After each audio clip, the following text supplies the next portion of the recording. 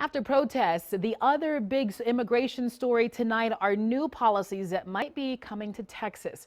As Travis County moves to cooperate less with the federal government, the state is trying to step in.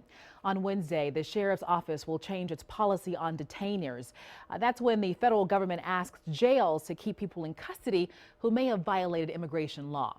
But the new sheriff, Sally Hernandez, says her office will only hold inmates who are charged with or convicted with more serious crimes like capital murder, aggravated sexual assault, or continuous smuggling of people. The day before the policy goes into effect, Governor Greg Abbott will give his State of the State address. There, he will reveal his emergency items that he wants to see passed quickly to address this issue.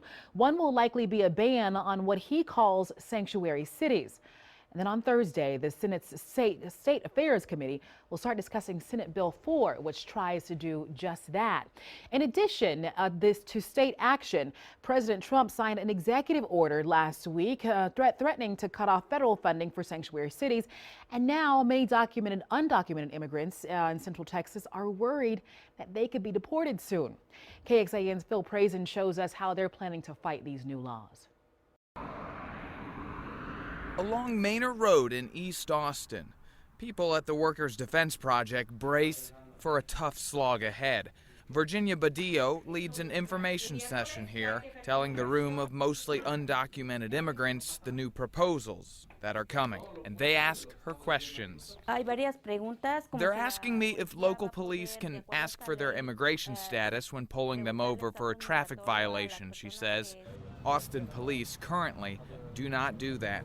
We are working on laws that will, one, ban sanctuary cities, remove from office any office holder who promotes sanctuary cities, impose criminal penalties as well as financial penalties. Conservative lawmakers have filed bills to get local law enforcement to play a more active role in federal immigration law, but the final details have not been decided.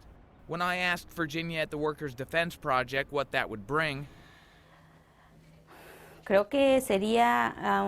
says it would bring a lot of work and many challenges. She plans on going into the community to inform people of the changes and their rights. But in the days ahead, thousands of undocumented people in Texas brace for a new reality and plan to fight back how they can. Phil Prazen, KXAN News. Similar laws have been proposed several times in the past, but they have never passed the Texas legislature.